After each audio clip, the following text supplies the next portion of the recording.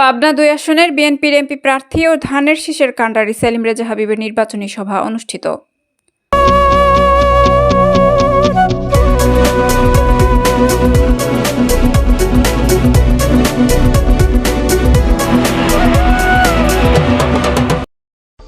আসসালামু আলাইকুম। এডিপি বাংলা সংবাদে সবাইকে স্বাগত জানাচ্ছি। আমি সুমা আহমেদ। পাবনা থেকে এম মনিরুজ্জামানের পাঠানো তথ্যচিত্রে দেখুন বিস্তারিত। বিএনপির এমপি প্রার্থী ও ধানের শীষের কাণ্ডারি অ্যাডভোকেট একেএম সেলিম রেজা হাবিবের নির্বাচনী সভা অনুষ্ঠিত হয়েছে। সোমবার রাতে পাবনার সূর্যনগর পৌরসভার ৬ নং ওয়ার্ডে নির্বাচনী সভায় প্রধান অতিথির বক্তব্য রাখেন সাবেক এমপি ও কেন্দ্রীয় বিএনপি নির্বাহী কমিটির সদস্য অ্যাডভোকেট একেএম সেলিম রেজা হাবিব। এ সময় উপজেলা বিএনপির সাবেক সাধারণ সম্পাদক হাজারী জাকির হোসেন চুন্নু, উপজেলা বিএনপির সিনিয়র যুগ্ম আহ্বায়ক রফিকুল ইসলাম মণ্ডল, পৌর বিএনপির সাবেক যুগ্ম আহ্বায়ক প্রফেসর আব্দুল মোনায়েম, পৌর বিএনপির সভাপতি ও সাবেক মেয়র কামাল হোসেন বিশ্বাস, অধ্যক্ষ আব্দুল নাদের হোসেন, বিএনপি নেতা আহমেদ আলী লান্টু প্রামাণিক, রফিকুল ইসলাম বাবু, উপজেলা যুবদলের আহ্বায়ক সিদ্দিকুর রহমান পিন্টু, সদস্য সচিব রিয়াজ মণ্ডল, সাবেক কমিশনার পল্টন মাহমুদ সহ বিএনপি ও অঙ্গ সংগঠনের নেতাকর্মীরা উপস্থিত ছিলেন। বাইরে দেশ পরিচালনা করতে কখনো উৎসাহিত হয় নাই। এটি দেখেছেন শহীদ রাষ্ট্রপতি জিয়া রহমান পৃথিবীর ইতিহাসে মনে হয় একমাত্র ব্যক্তি। আমরা সবসময় দেখেছি দুনিয়ার সমস্ত সামরিক শাসকরা সামরিক ফরমানের মাধ্যমে গণতন্ত্র হরণ করে, আর আমাদের শহীদ প্রেসিডেন্ট জিয়াউর রহমান তিনি একটি ব্যতিক্রমী মানুষ ছিলেন। তিনি সামরিক ফরমান দিয়ে তিনি দেশের মানুষের বহুদূরী গণতন্ত্র ফিরিয়ে দিয়েছিলেন।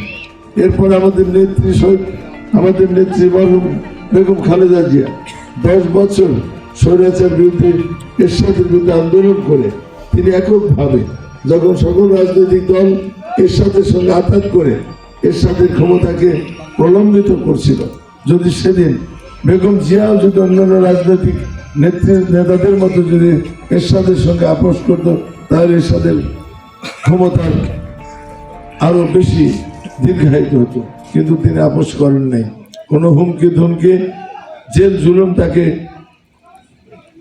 পরাভূত করতে পারে নাই, যে কারণে বাংলাদেশের মানুষ তারই নেতৃত্বে 90 সালে স্বৈরাচার এরশাদের পতন হয়েছিল, এরশাদ পদত্যাগ করতে বাধ্য হয়েছিল। এরপরে 90 সালের যে নির্বাচন, সেই নির্বাচনে বাংলাদেশের 300 প্রার্থী দেওয়ার মতো অবস্থা সেই সময় বিএনপির ছিল না। অথচ জনগণ ভোট বিপ্লবের মাধ্যমে বেগম জিয়াকে তখন ক্ষমতায় বসিয়েছিল। তিনি ক্ষমতায় এসে রাষ্ট্রপতি শাসিত সরকার থেকে তিনি জনগণের দাবির প্রেক্ষিতে তিনি বাংলাদেশের মানুষকে বহুদলীয় গণতন্ত্র উপহার দিয়েছিলেন। 96-তে একতরফা একটি নির্বাচন করতে বাধ্য হয়েছিলেন বেগম জিয়া। আওয়ামী লীগের শত মাথার মুখে জ্বালা পোড়াওয়ার মুখেও সেদিন সেই নির্বাচন অনুষ্ঠিত হয়েছিল।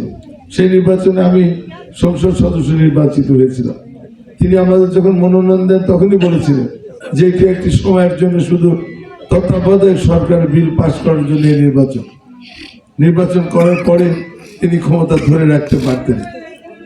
যেভাবে আওয়ামী লীগ 15 বছর ক্ষমতা ধরে রেখেছিল, তিনিও হয়তো পারতেন, কিন্তু তিনি তা করেন না।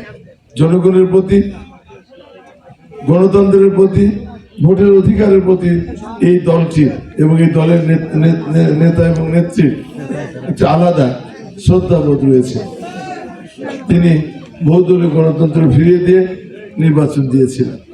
সেই নির্বাচনে আমরা পরাজিত হয়েছিলাম। আমরা সেটাকে মেনে নিয়ে আমরা 2001 সালের নির্বাচনে আবার আমরা ক্ষমতায় ফিরে আসি। আওয়ামী লীগ আবার ষড়যন্ত্র শুরু করে, আবার 111 আওয়ামী লীগের ষড়যন্ত্রের ফসল।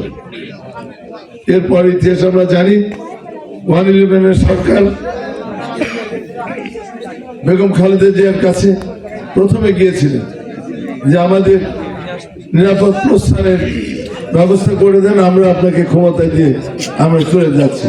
বেগম জিয়া সেটি গ্রহণ করেন নাই, তিনি ঘৃণাভাবে প্রত্যাখ্যান করেছিলেন, আর আওয়ামী লীগের সভানেত্রী তখন সেটা লুফে নিয়েছিলেন।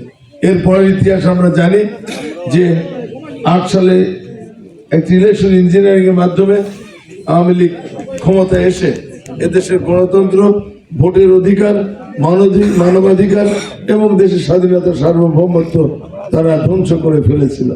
কিন্তু তাদের এই যে অতি লোভ, অতি বাড়াবাড়ি এবং অতি চালাকির কারণে তারা সবচেয়ে বেশি ক্ষতিগ্রস্ত হয়েছে। আজকে বাংলাদেশে আওয়ামী লীগের অস্তিত্বই নাই। আজকে এই দলটি ইতিহাসের রাস্তা করে নিক্ষিপ্ত হয়েছে এবং তাদের সকল নেতারা বিদেশে পরিবার পরিজন, আত্মীয় স্বজন সহ তারা বিদেশে পালিয়ে গিয়েছেন।